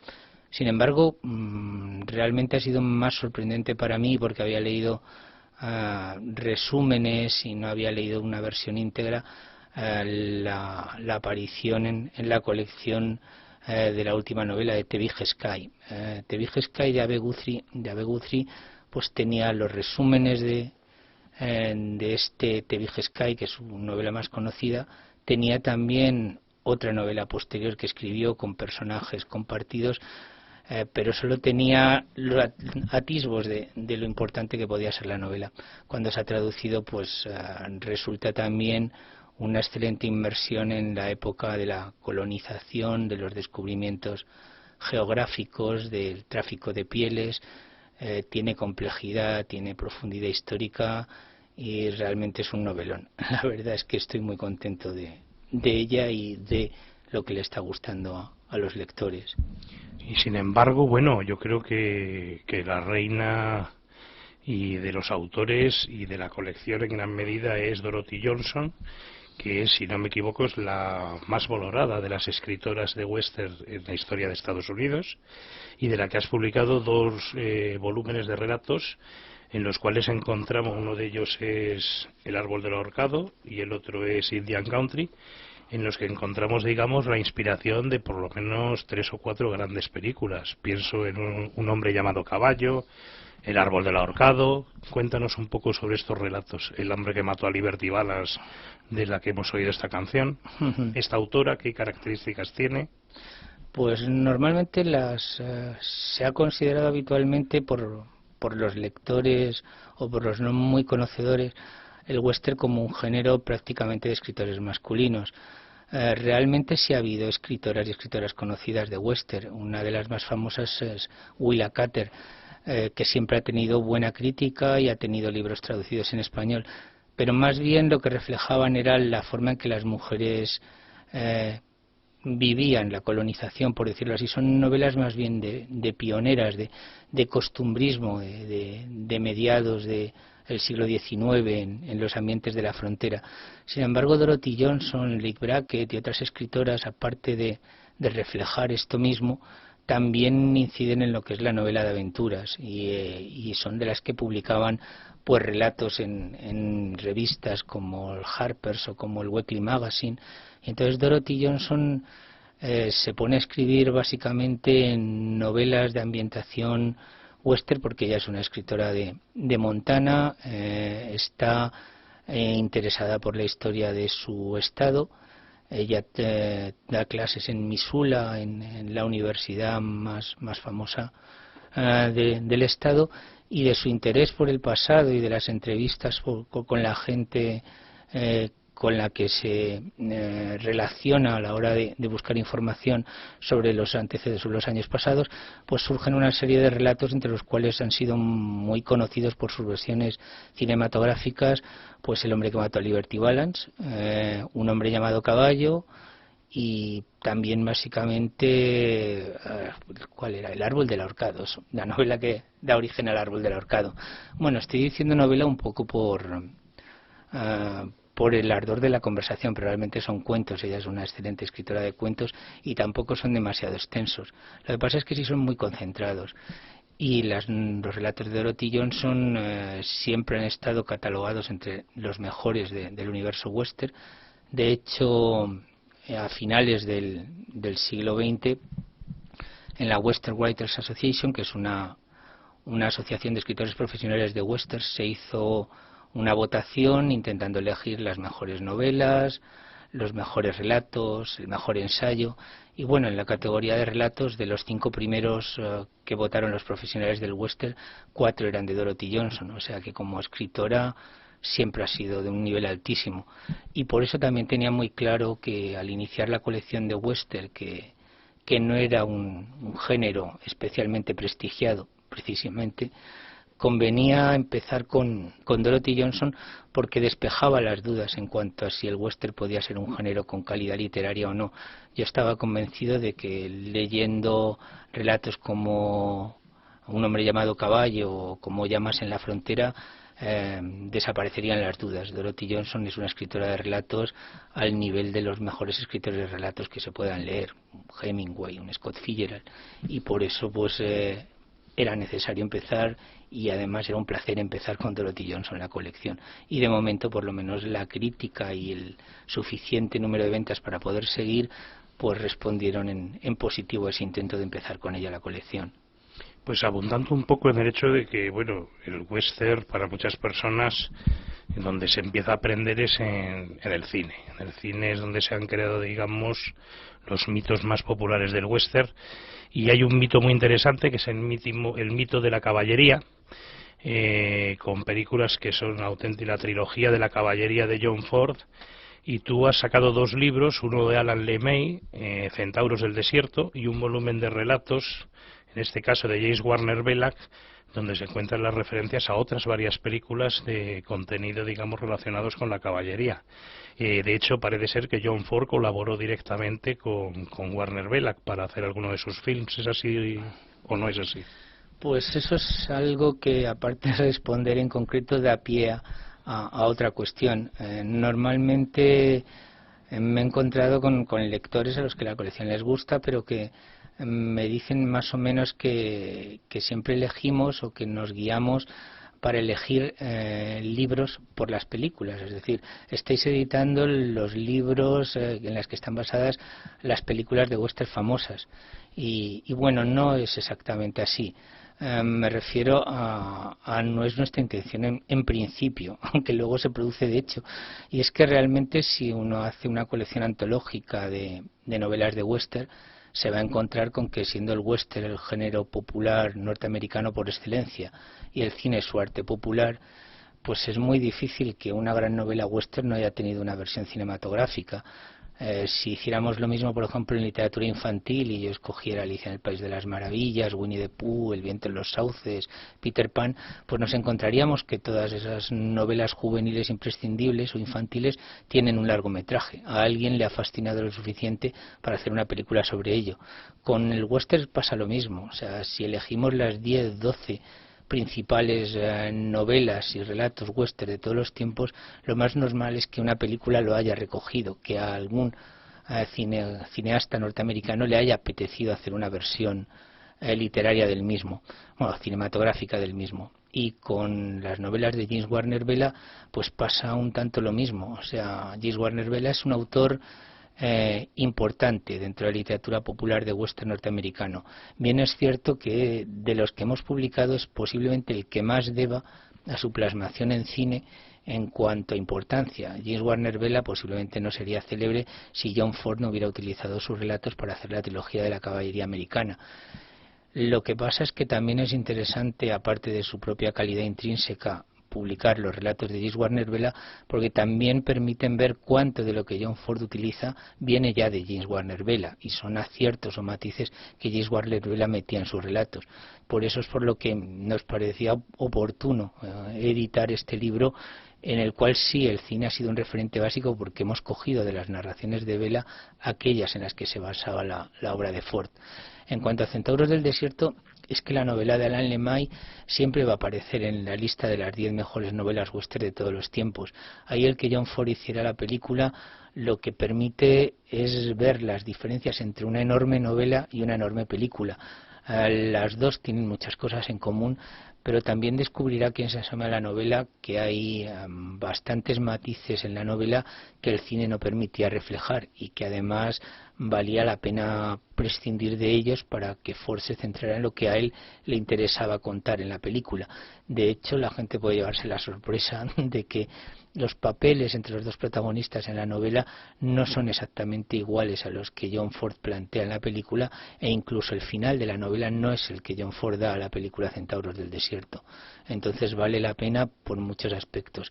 De todas maneras, yo siempre subrayo que por el literario ya va de remate en cuanto a merecer la lectura. En España hasta los años 70 el género, tanto en su versión cinematográfica, con las excepciones que pudiera haber debido a la censura o fragmentos censurados, y en cuanto al tema literario salía con bastante puntualidad, salía allí y salía aquí casi de inmediato, pero en los años 70 de repente se interrumpe esto y dejan de llegar las traducciones pertinentes de los materiales.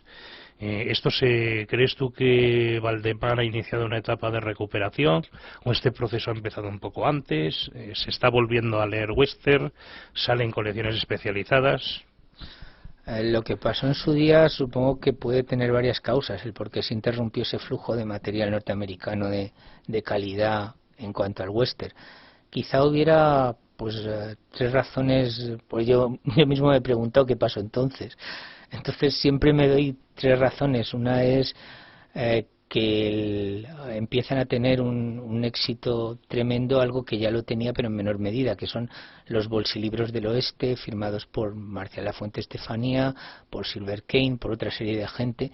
Entonces, ¿para qué demonios pagar una traducción y unos derechos de un escritor norteamericano si un escritor español con un seudónimo anglosajón podía parir 7 al mes, como pasaba con Marcial Lafuente Estefanía o con otra gente? El negocio era mucho más fácil hacerlo así, con bolsilibros escritos por autores españoles con seudónimo. Por otra parte, creo que lo que pasa también en aquellos días es que las novelas, en buena parte el contenido western que, digamos, necesita el público, si es que el público necesita contenido western, empieza proporcionándoselo también las series de televisión. Es la época donde empiezan Bonanza, El Virginiano, Caravana, Cimarrón, Daniel Boone, todo ello ya empieza a hacer que los libros pierdan parte también de protagonismo en cuanto alguien necesita argumentos e historias de western. Y una tercera, en cierto sentido, causa es que caen también en un cierto descrédito según van avanzando los tiempos. Se identifica, surge un cierto antiamericanismo, puesto que se considera que respalda al régimen, y en aquel momento el régimen no es precisamente muy popular, y se empieza a huir de lo norteamericano, a caer mal lo yanqui, y entre ellos, puesto que el western llega a considerarse la épica norteamericana, pues también, como el fútbol y los toros, empieza a tener mala prensa, y por eso yo creo que en cierto sentido pierde protagonismo el western traducido de nivel en aquellos años. El si ahora se recuperará, pues a aquellos niveles realmente no. No, pues porque las ediciones son más caras, hay menor número de lectores. Ahora mismo el universo de aficionados se tendría que compartir con el cine, los videojuegos, el cómic, la literatura. Entonces básicamente el sustento era la narrativa, y lo que pasa es que sí espero que con colecciones como la de Valdemar recupere por lo menos el prestigio suficiente como para que pueda ser juzgado literariamente con las mismas posibilidades de valoración o condena que cualquier otro género literario que es tomado en serio en nuestros días, porque es que hasta ahora, cuando hablabas de literatura western, lo primero que te decían era que no existía, y si alguien la conocía te decía que eran los bolsilibros de Marcial Lafuente Estefanía, o en todo caso las lecturas de infancia de su padre, de Zane Grey o James Oliver Curwood. Las cosas no iban mucho más allá. Sí, bueno, yo quería, al pie de lo que has dicho antes de las series, recordar la serie El Gran Chaparral. Estaba era de las mejores, claramente. De ambiente más mexicano que norteamericano, muy curiosa. Y claro, yo lo que veo es que hay un momento en que los géneros, no solamente el género de western, sino el género policial, el género policial ha permanecido más con la coartada de la crítica social, que fue convertido durante estos años en una especie de objeto de consumo ideológico por parte de ciertos sectores, privilegiado por eso, pero la ciencia ficción siempre tuvo muchos problemas. La novela de aventuras tampoco experimentó un crecimiento en aquella época de buenas ediciones. Entonces, parece ser que ahora, aunque sea a más alto precio, porque las ediciones afortunadamente son más cuidadas, las traducciones mejores, parece ser que se está comenzando a editar casi todos los clásicos, ¿no? Y empiezan a entrar muchas novedades, incluso japonesas de género, y eso está bien, o sea, eso está bien, porque si no, si hubiéramos seguido las consignas de Pilar Miró en el cine para la literatura de género, pues no nos quedaría más que leer, no sé, La cosa de los medicamentos. Lo que pasa es que el género en buena parte simplemente es un escenario, luego en él puedes hacer lo que quieras. Entonces, cuando hablas de western, yo ahora mismo cuando leo algún tratado sobre western me encuentro siempre un capítulo que empieza a hablar de la aparición del sexo explícito en las novelas de western, las novelas de Slocum. Entonces sigue siendo un vehículo válido para contar cualquier cosa, como las películas de romanos, donde puedes hablar de lo que te dé la gana si eres capaz de plasmarlo allí. Aparte de las construcciones típicas, míticas y consuetudinarias, por decir así, que tenga cada género, luego tiene lo que tú le quieras introducir. Entonces aquí se ha utilizado el western como novela de divertimento en una determinada época o de escapismo puro, pero como parte de la narrativa y de cualquier tronco narrativo cabe todo. Que se le tome en serio sería conveniente para cualquier género y en cualquier circunstancia, con el western, con las películas o con las novelas japonesas, con las novelas de espías, con todo. Lo primero para juzgar algo es que la traducción sea correcta, esté bien hecha y bueno, y nada más. Luego ya cada uno decide. Y luego aquí hay un tema que es interesante y que yo creo que alguna de las novelas que has publicado toca, que es el tema de la mujer en el western. Por ejemplo, el tema de las mujeres blancas cautivas de los indios, o viceversa, que se toca también en cine. Me estoy pensando en la novela Hondo y la película que la vi hace poco, y bueno, es todo un tema, pero es un tema de la literatura norteamericana, es un tema de las memorias, es un tema de la narrativa de aventuras. O sea, el caso de mujeres secuestradas por indios, pues tiene ya en el siglo XVII, digamos que las primeras narrativas o narraciones casi que podrías meter en el asunto de fuentes del western serían el retrato de Miss Jamison, el relato de Miss Jamison raptada por los indios, y muchas novelas, montones de ellas empiezan con un secuestro y con una mujer blanca y con una persecución. O sea, ahora mismo, a fin de cuentas, el último mohicano, estamos en ese esquema, pero es que tenemos el mismo esquema en Centaros del Desierto, pero tenemos también el mismo esquema en la última, una de las últimas películas western que hubo, que es Desapariciones, que también cuenta lo mismo. Quiero publicar una excelente novela que se llama El secuestro de Mara, que está contando lo mismo, y realmente es una constante dentro de la narrativa colonial. Y supongo además, porque la frontera tiene similitudes en muchos sitios, que cosas parecidas podrían ocurrir en la frontera africana o pasaría en el siglo XVI en la frontera con los eslavos de los germanos, o pasaría con las cautivas blancas latinas entre los pictos, y que supongo que habrá sido una constante, porque esa es otra cuestión que también convendría tener en cuenta, que la frontera norteamericana es parecida a la frontera como concepto, como zona de contacto entre lo que se consideran civilizados y lo que se consideran pueblos o territorios de expansión habitados por pueblos nómadas o menos instruidos o simplemente distintos. Entonces, esta similitud o este argumento de mujer secuestrada lo vamos a encontrar por muchos lados. Incluso hay también, y es frecuente en Dorothy Johnson, el planteamiento contrario de la mujer que se ha criado entre los indios, o de la mujer india que viene a vivir a territorio blanco y que no tiene posibilidad real de incorporarse a un mundo tan distinto. Unas veces porque fue secuestrada muy joven y se ha criado entre pieles rojas, otras veces porque directamente es pieles rojas. Pero el traslado de ambiente también se cuenta muchas veces desde el punto de vista del indio que viene a residir entre blancos.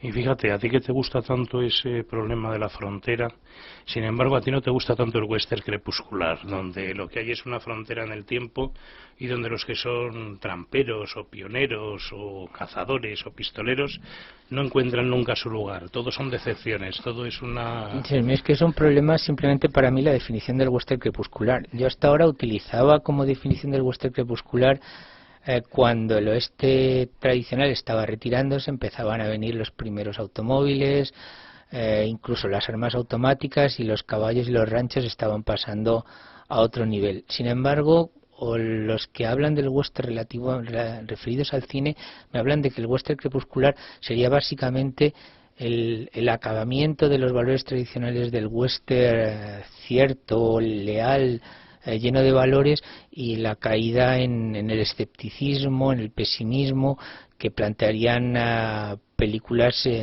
ya como Pequeño Gran Hombre o como películas como Grupo Salvaje o cosas por el estilo, donde ya la moralidad es cuestionable, los valores son cuestionables. Entonces, muy bien, ya no sé con qué definición de western crepuscular quedarme. Yo siempre he utilizado la otra, pero bueno, asumo que son las dos. Lo que pasa es que de la vertiente esta del descreimiento hay un tic que a veces me pone nervioso, que es la especie de pasar de todo, no me creo nada, todo es medio en broma. Y bueno, esa versión del western crepuscular me hace menos gracia. Creo que le falta fe a veces para construir, y entonces me prefiero, más que hablar de western crepuscular, de western nostálgico, de cuando vas viendo que se acabó un periodo y que, como la frontera además va recorriendo espacio y tiempo, unas veces ese tiempo que se acaba estarán contándonoslo en 1900 porque se acaban los ranchos. Pero como bien comentabas antes, en las aventuras de Jeremiah Johnson, o sea, en su novela El trampero, y en The Big Sky, es decir, Bajo cielos inmensos, lo que se está acabando es el periodo de los cazadores de pieles y llega el periodo de los ganaderos, los leñadores y los mineros. Entonces, ese western nostálgico, esa sensación de crepúsculo, de algo que se acaba, puede estar en la frontera en muchos momentos y en muchos sitios, no estrictamente tal y como los entendidos en el cine de western consideran el western crepuscular. Sí, incluso se podría hacer renacer esa situación en la ciencia ficción, o sea, desde películas como Space Cowboys de Clint Eastwood, que lo que recrea es un grupo de astronautas que tienen actitudes y son actores además, todos los cuales han hecho western y trasladan un poco la dinámica de los valores de amistad masculina a nuestro mundo con unos códigos de humor y de crítica. Y bueno, y Alfredo, te quería preguntar finalmente cuáles son los títulos que tenéis previstos en Valdemar, pues no sé, sacarnos. Pues normalmente andamos trabajando en 2 o 3 novelas y sale la primera que está acabada, por decirlo así. Entonces ahora mismo andamos dándole vueltas a una novela de Ernest Haycox que estaría más bien relacionada con Little Big Horn. No doy más pistas, pero vamos, hay 2 o 3 de Haycox que cumplen el presupuesto que estoy comentando, y luego también le damos vueltas a una de Elmore Leonard que nos apetecería un montón publicar, y luego hay una lista de posibles, que más bien son imposibles, que se extiende por una libreta durante muchas páginas y que habrá que tirar a dados y ver qué depara la suerte y cómo se combinan unas con otras. O sea, hay veces que simplemente si ya tienes una excelente novela que tiene lugar con Tecumseh y los Seminolas, pues tienes que prescindir de otra excelente novela que hubieras publicado si no fuera casi de lo mismo.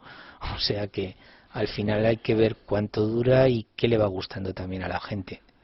No me querría despedir sin que nos contaras quién era Eating Living, el que comía riñones Johnson, de la novela El trampero, un trampero muy especial que prefería las proteínas directas para poder sobrevivir en su lucha contra los grizzlies. Cuéntanos.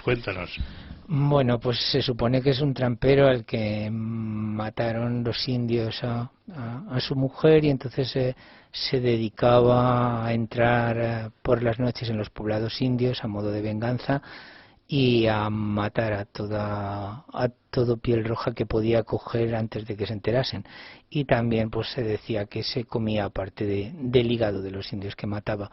Pero es un personaje histórico, no es una leyenda. Entonces, lo que parece, es más, si entráis en internet y buscáis imágenes, encontraréis que tiene una estatua en su pueblo y que realmente es un trampero del cual cualquier día coge a alguien los trastos de hacer guiones y hace locura de amor o algo por el estilo, y te cuenta que fue un amor tan enloquecido que le hizo perder la razón y entonces se dedicó a hacer salvajadas. Pero vamos, sirve también la vida de este personaje un poco de fuente para uno de los episodios que se ve en las aventuras de Jeremiah Johnson y al mismo tiempo en la novela homónima, que aquí hemos llamado El trampero, y que nos dio problemas elegir el título. No creas que era tan claro El trampero, porque la acepción norteamericana Mountain Maine implica muchas más cosas que un cazador de pieles.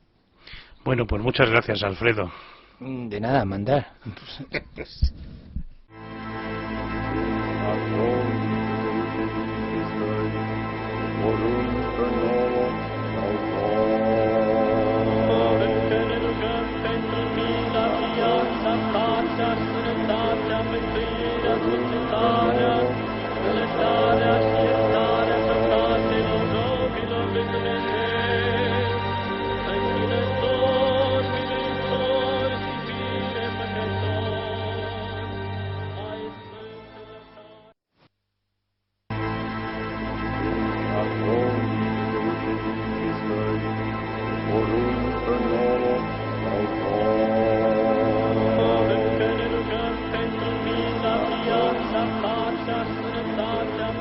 Terminamos nuestro programa primero, número 0, con una intervención de José Manjón, escritor, autor con el seudónimo de Hugo Maguenis del texto lovecraftiano El espanto de Arganza, publicado en Biblioteca del Laberinto, profesor de instituto y profundo conocedor tanto de la historia de España como de la historia francesa.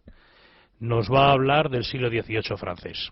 En el siglo XVII, en Francia, llegaron a la paradójica certeza de la falta de certeza, situación que es también parecida a la de la Inglaterra de esa época, debido seguramente a la a los conflictos religiosos que durante los siglos XVI y XVII ensangrentaron estos países y que además provocaron pues unas terribles consecuencias políticas como migraciones, éxodos, etc.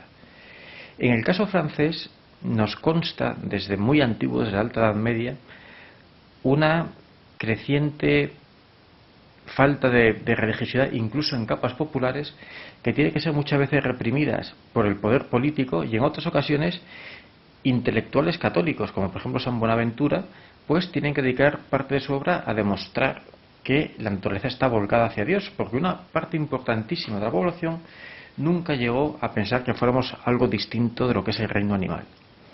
Las guerras de religión y las herejías protestantes que surgen en Francia durante el siglo XVII provocan pues incluso una serie de medidas o de crecimiento del escepticismo desde muy temprano. Ya en Rabelais podemos ver un poquito en su Abadía de Telema ese escepticismo importante que se suma a muchas corrientes de la cultura popular. Ese hartazgo de los absolutos metafísicos y del fanatismo religioso lleva a que un racionalista como Descartes acabe marchándose a Holanda, donde se siente libre, para poner en duda todo el sistema de pensamiento corriente hasta esa época. Digamos que en Holanda, país en el cual ninguna religión había conseguido el predominio absoluto, permitía a hombres como Descartes o como Pierre Bayle vivir en una absoluta y completa libertad, lo cual era impensable en el resto de Europa.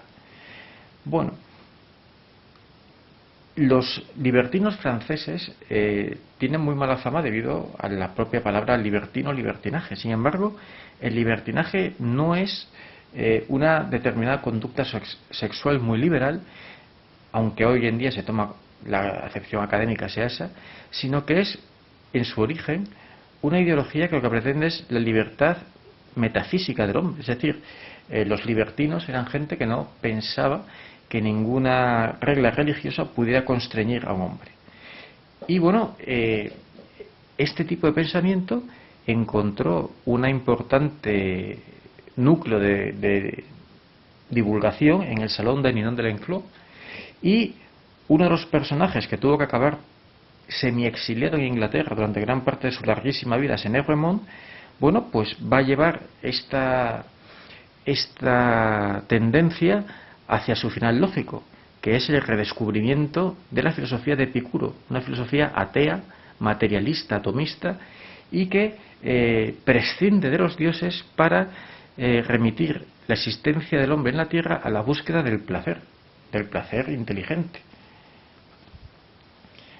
Y a esto hay que añadirle el escepticismo que de la mano de Pierre Bayle, pues se va imponiendo por toda Europa y que tendrá sus exponentes más importantes, por ejemplo, en David Hume en el siglo XVIII y en un filósofo divulgador, más que filósofo, pero genio literario increíble, que es Voltaire.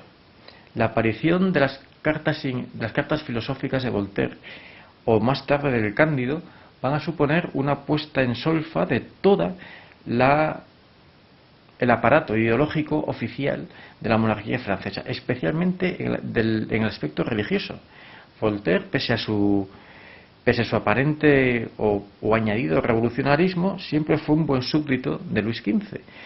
Y no solamente eso, fue también un asesor del déspota más filósofo de la época, que era Federico de Prusia, Federico el Grande. Pero en el aspecto religioso resultó verdaderamente demoledor. No tanto por la originalidad de su pensamiento, sino, si nos ceñimos, por ejemplo, al caso de Cándido, por su radical escepticismo respecto a todas las filosofías, a todas las religiones y a todas las ideologías. En ese aspecto es quizá la obra cumbre del sentido común. La inmensa difusión de la obra de Voltaire, mucho más de la que va a conocer Hume o Kant en el futuro, pues va a permitir a este escritor, más que filósofo, difundir el escepticismo, el epicureísmo y el libertinaje, en el sentido filosófico del término, por toda Europa. Por ejemplo, Federico de Prusia, su discípulo socio enemigo, tuvieron una relación bastante polémica, pues es un ejemplo de dirigente que prescinde completamente de los prejuicios religiosos y gobierna su país de una manera filosófica y en gran medida muy parecida a lo que llamaríamos laica. Bueno, no solo Voltaire, incluso hay una nueva estética, la estética del 18, la estética del Rococó, que es una estética del placer. Si revisamos, por ejemplo, los cuadros de Fragonard o de Boucher, nos encontramos básicamente con una llamada al placer y al goce de los sentidos, que se remonta a Watteau, incluso muy muy lejanamente a la pintura de Rubens. Lo mismo pasa con la música, que es mucho más galante, y con la novela, que llega incluso pues a difundir un nuevo género, que es la novela erótica, cuyo gran crecimiento es también en el siglo XVIII. Será hacia la década de 1760-1780 cuando este cambio en las actitudes se extiende a las grandes masas. Es la época en la cual Diderot se convierte prácticamente en el primer intelectual de Europa y además es el hombre que quizás resume en la última frase que dijo en su vida este pensamiento de la Ilustración libertina francesa. El primer paso hacia la filosofía es la incredulidad. A finales del siglo XVIII, el monopolio intelectual de la religión cristiana sobre Europa ha dejado de existir. Y quizá el momento en el que esto se refleja con mayor evidencia es cuando surgen los volúmenes de la historia de la decadencia y ruina del Imperio Romano de Edward Gibbon, que demuestran cómo la más alta civilización de la antigüedad, la Roma de los Antoninos, poco a poco es disuelta por el fanatismo y la barbarie, por el cristianismo y que sería la barbarie interior, y por las invasiones bárbaras que son la barbarie exterior.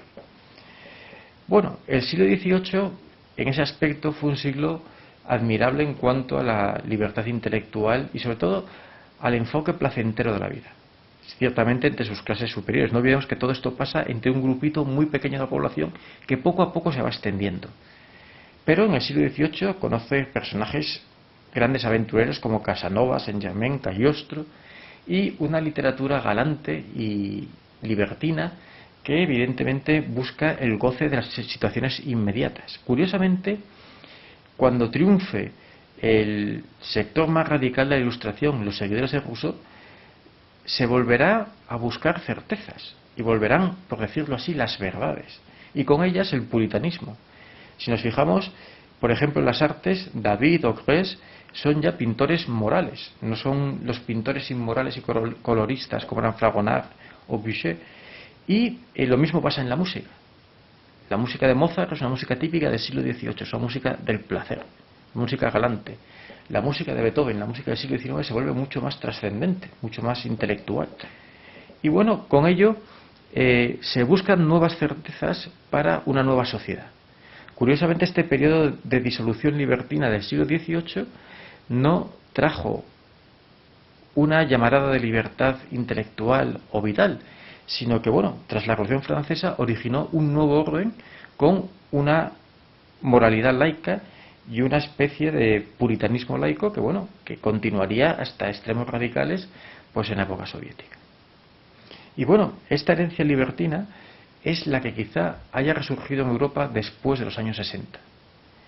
Nosotros, en cierta manera, somos los, no sé si tataranietos o tataranietos intelectuales de esta corriente del siglo XVIII y del siglo XVII, que bueno, reivindica básicamente una cuestión muy importante: la libertad del individuo no solamente como ente moral, sino como cuerpo, y que frente a un mundo en el cual incluso las evidencias de las certezas laicas de la Ilustración se han desmoronado, incluso la ciencia ya no es una fábrica de certezas, pues nos devuelve eso, a nuestra vida individual, a cómo podemos organizar nuestra propia existencia partiendo del único elemento al que realmente nos podemos acomodar, que es nuestro cuerpo. Fuera de ello, todo lo demás son discursos y son filosofías.